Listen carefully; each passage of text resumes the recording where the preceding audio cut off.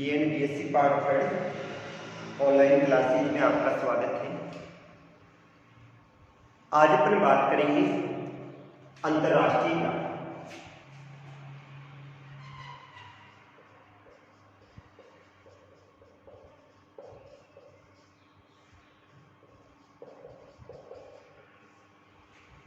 पिछले वीडियो में अपन ने अंतर्राष्ट्रीय व्यापार का अध्ययन किया था।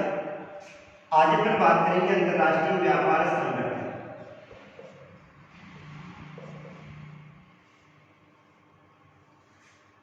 यानी अंतर्राष्ट्रीय व्यापार तो किसे कहा जाता है? दो देशों के मध्य होने वाले व्यापार को क्या कहा जाता है? अंतर्राष्ट्रीय व्यापार कहा जाता है। अंतर्राष्ट्रीय व्यापारिक संगठन की बात करें तो प्रारंभिक काल में विश्व के विभिन्न देशों को व्यापार के लिए आपस में जोड़ने हेतु गैट की स्थापना की गई और गैट की जो स्थापना थी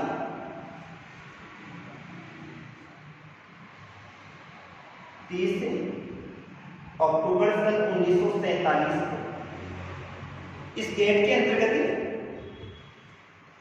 96 देशों को सम्मिलित किया गया। गैट का जो पूरा नाम होगा general agreement trade and trade. GATT का पूरा नाम general agreement trade and trade में होगा। 30 अक्टूबर सन 1947 को गैट में 96 देशों ने हस्ताक्षर किए थे और इसका जो मुख्यालय है वो जेनेवा में है, जो कि कहां पर स्थित है? स्विट्जरलैंड में स्थित है। गैट का पूरा नाम general agreement trade and trade है, जिसको क्रय एवं विक्रय हेतु सामान्य समझौते के अंतर्गत लिया जाता है। 30 अक्टूबर सन 1947 में इसमें 96 देशों ने हस्ताक्षर किए और इसका मुख्यालय क्या है? जेनेवा। कहां पर है? स्विट्जरलैंड में। इस पे गेट के बाद में 1 जनवरी,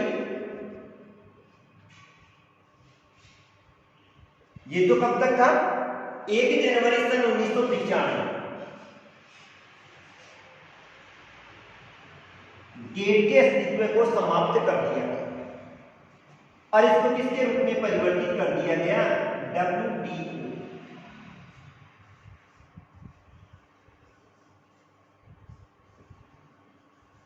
वर्ल्ड ट्रेड ऑर्गेनाइजेशन।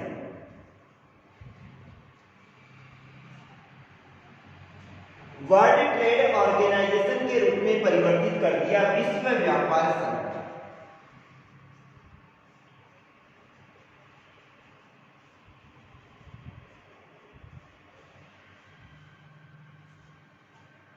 एक जनवरी सन 1995 से पहले का अध्ययन करें तो 1 जनवरी सन 1995 से पहले विभिन्न देशों के मध्य अगर व्यापार हेतु कोई समझौता होता था तो वो गैट के द्वारा ही होता था। लेकिन 1 जनवरी सन 1995 के बाद में गैट के अस्तित्व को समाप्त कर दिया गया और गैट के स्थान पे WTO को ले लिया गया।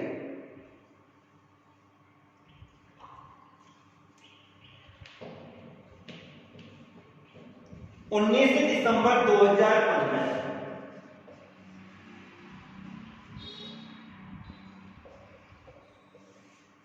दिसंबर 2015 का अध्ययन करें तो इसमें 164 देश आते हैं। किसमें? WTO में। WTO जिसका पूरा नाम वर्ल्ड ट्रेड ऑर्गेनाइजेशन है, अर्थात विश्व व्यापार संगठन है। गेट के अंतर्गत तो कितने देश थे? 96 देश थे और WTO के अंतर्गत 19 दिसंबर 2015 तक इसमें 164 देशों को सम्मिलित किया गया था। ये सारे के सारे जो देश हैं ये किसके आधार पर कार्य करते हैं? निजीकरण, उदारीकरण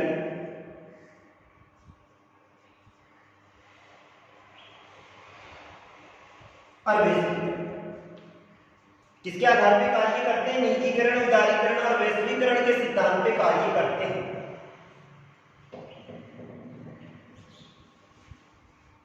ये विश्व की महान शक्तियों के अंतर्गत लिया जाता है। निजीकरण का मतलब होता है किसी भी कोई भी कार्य का स्वायत्त अगर गवर्नमेंट के पास है और उसका उचित रूप से क्रियान्वयन नहीं होने के कारण से लगातार वो घाटे में जा रहा है तो उसको निजी हाथों में सौंप देना ही क्या कहलाता है? निजीकरण कहलाता है। उदारीकरण का मतलब क्या होता है? उदारपूर्ण व्यवस्था को अपनाना है, संपूर्ण विश्व को एक ही इकाई मानना है और यही वैश्वीकरण में आता है। संपूर्ण विश्व के लिए एक ग्राम की संभाव्यता करना है। जैसे एक गांव के विभिन्न लोग आपस में जुड़े हुए होते हैं, उसी प्रकार से संपूर्ण विश्व के जितने भी देश हैं उन सभी देशों को आपस में जोड़ना है, जिसके तहत भेदभाव भी मिट जाएगा और सभी देशों में समान रूप से अर्थव्यवस्था क्या हो जाएगी? संचालित हो जाएगी। अब WTO के कार्य क्या क्या है? तो सबसे पहला कार्य आता है दो देशों के मध्य व्यापार हेतु समझौता करना है। दूसरी बात आती है दो देशों के मध्य व्यापार हेतु नियमों का क्रियान्वयन करना है। अर्थात व्यापार हेतु नियम कौन बनाता है? WTO ही बनाता है। अगर किसी भी कारण से दोनों देशों के बीच जो व्यापार हो रहा है उसमें कोई विवाद हो गया तो उस विवाद का निपटारा भी कौन करता है? WTO ही करता है। तो व्यापार हेतु समझौता भी करता है, व्यापार में आए हुए विवादों का निपटारा भी करता है, व्यापार हेतु नियमों का निर्धारण भी करता है और दो देशों के मध्य व्यापार हेतु शुल्क का निर्धारण भी करता है। जो टैक्स लगता है उस टैक्स का निर्धारण भी कौन करता है? WTO करता है। तो विश्व WTO वर्ल्ड ट्रेड ऑर्गेनाइजेशन, विश्व व्यापार संगठन, 19 दिसंबर 2015 को इसमें 164 देशों को सम्मिलित किया गया था, जो कि निजीकरण, उदारीकरण और वैश्वीकरण के सिद्धांत पर कार्य करता है, जो कि व्यापार हेतु नियमों का निर्धारण करता है, दो देशों के मध्य आए विवादों का निपटारा करता है, व्यापार हेतु शुल्क का निर्धारण करता है और इसके लिए आपस में समझौते का निर्माण करता है। इसके बाद में आता है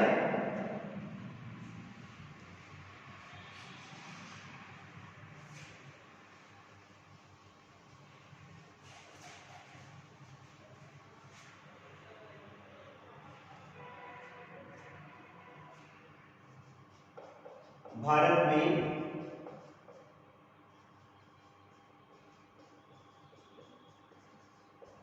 अंतर्राष्ट्रीय व्यापार का परिमाण तथा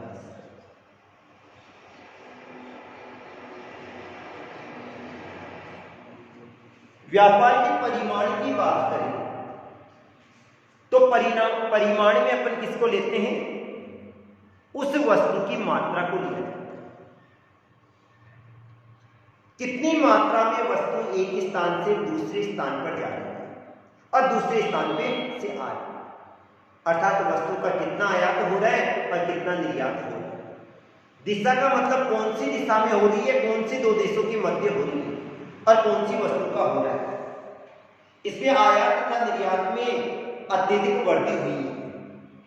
सबसे पहली बात आती है विदेशी व्यापार की मात्रा, यानी इसमें अपन विदेशी व्यापार की मात्रा का अध्ययन करते हैं। दूसरा, प्रतिकूल व्यापार संतुलन का अध्ययन किया जाता है।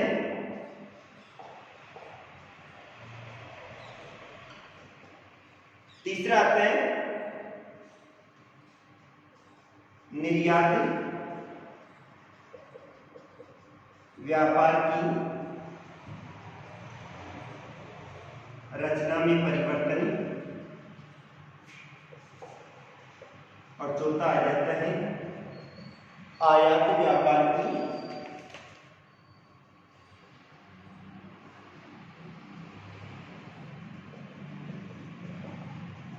रचना में परिवर्तन, और पांचवा आ जाता है आर्थिक विकास की प्राप्ति।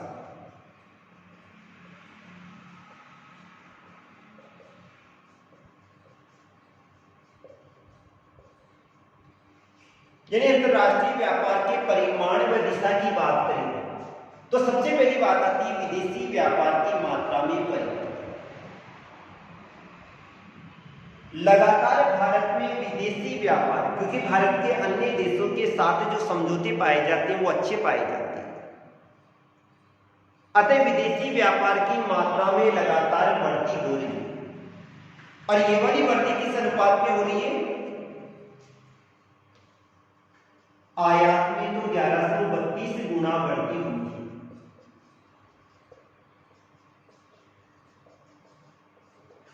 यानी आयात में 1132 गुना वृद्धि हो गई और वहीं पर निर्यात में 871 गुना वृद्धि है। भारत में विदेशी व्यापार की मात्रा में लगातार वृद्धि हो रही है। इसमें आयात में 1132 गुना वृद्धि हो गई, निर्यात में 871 गुना वृद्धि हो गई। दूसरी बात आती है प्रतिकूल व्यापार संरचना। प्रतिकूल व्यापार का मतलब होता है भारत का जो व्यापार संतुलन है वो हमेशा प्रतिकूल ही पाएगा और ऋणात्मक पाएगा। ऋणात्मक का मतलब होता है भारत कच्चे माल का निर्यात करता है और तैयार माल का क्या करता है? आयात करता है। धीरे धीरे स्थिति क्या होती है? कर्ज का बोझ बढ़ता जाता है और कर्ज का बोझ बढ़ने के कारण से भारत का व्यापार संतुलन क्या हो जाता है? ऋणात्मक हो जाता है। इसके बाद में आ जाता है निर्यात व्यापार की रचना में परिवर्तन।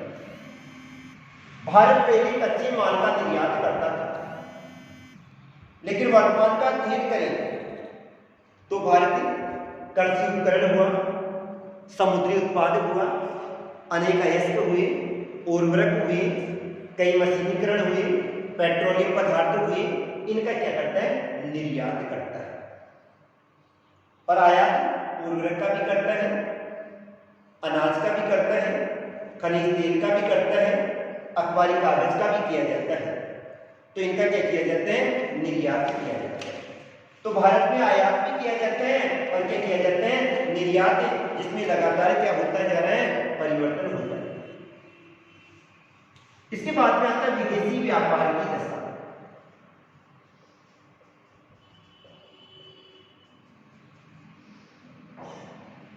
विदेशी व्यापार की दिशा की बात करें तो भारत में सर्वाधिक जो निर्यात होता है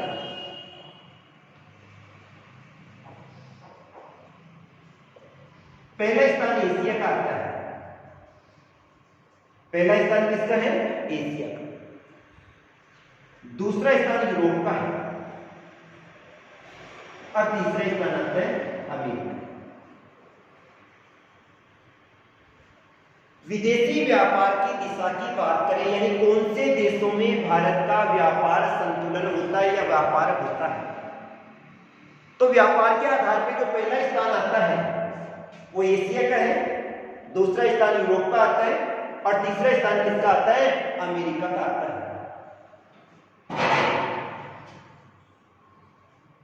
अब अपन बात करें भारत में आयातित और निर्यातित वस्तुओं की रचना। आयातित वस्तु की बात करें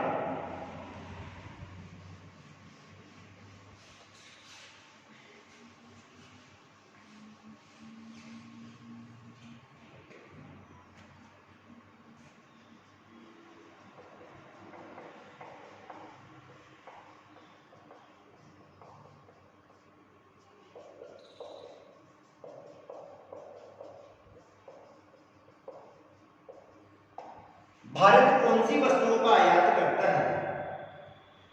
तो पेट्रोलियम आता है, तेल आता है, चिकनाई वाले जो पदार्थ आते हैं जैसे ग्लिसरीन वगैरह हुए,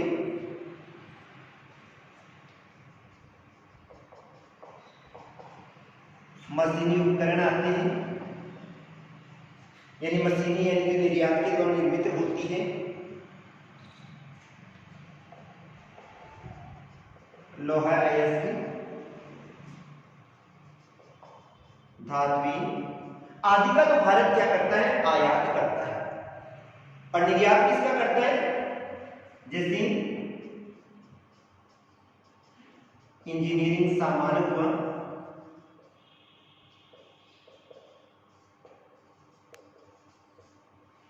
इंजीनियरिंग सामान में क्या आते हैं? जैसे यंत्र आते हैं, उपकरण आते हैं, चाय हुआ, जूट हुआ, कॉफी, रत्न, बहुमूल्य वस्तुएं आदि का क्या करता है? निर्यात करता है।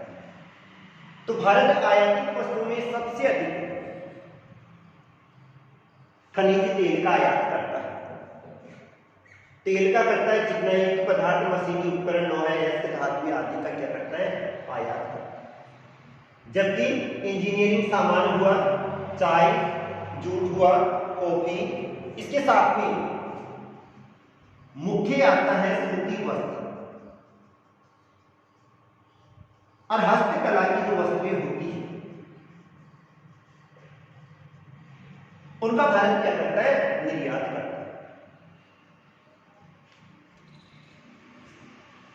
इसके बाद में बात आती है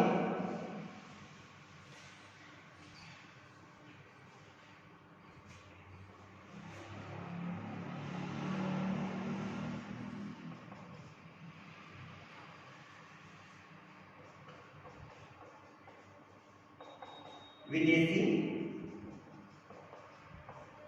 व्यापार नीति 2014 की विशेषता।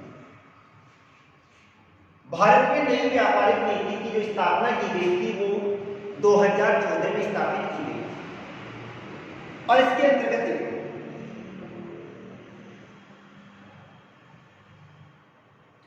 2009 से लेकर 2014 तक व्यापार में जो नौगुना वृद्धि हुई थी इसको और भी दुगुना करना था। भाई जितना व्यापार हो रहा है उसी व्यापार की अपेक्षा इसको और भी क्या करना था? दुगुना करना था। मार्च 2011 तक निर्यात को $200 अरब पहुंचाना था।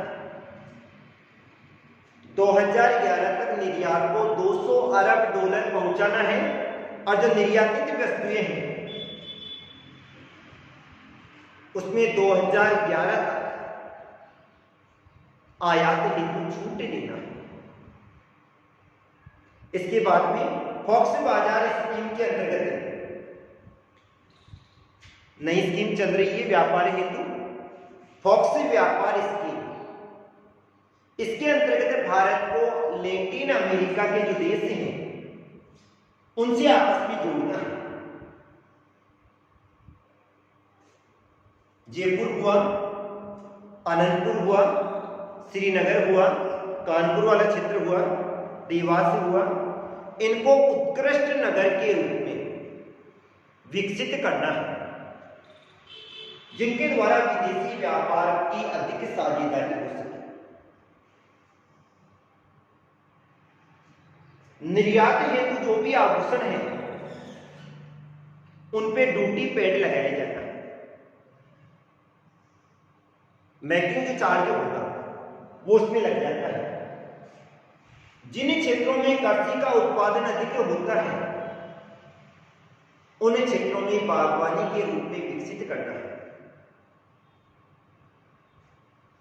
चाय के निर्यात मूल्य में छूट देना है। चाय को एक स्थान से दूसरे स्थान पे भेज रहे हैं तो निर्यात कर रहे हैं तो उसके मूल्य में क्या करना है, छूट देना है। इसके साथ में जल्दी खराब होने वाली जो वस्तुएं हैं उनके लिए एकल खिड़की योजना को लागू करना है। एकल खिड़की योजना का मतलब क्या होता है, जिन क्षेत्रों में अत्यधिक मात्रा में वस्तुओं का उत्पादन होता है, वो जल्दी खराब हो जाती है, उनके लिए बिक्री की सबसे पहले व्यवस्था करनी है। अतः आते ही उनकी क्या हो जाए, खरीद हो जाए। और 2020 तक विदेशी व्यापार की हिस्सेदारी को दुगुना करना है, जो चाहे अमेरिका से हो, चाहे यूरोप से हो, चाहे अन्य देशों से। ओके, आज के लिए इतना ही।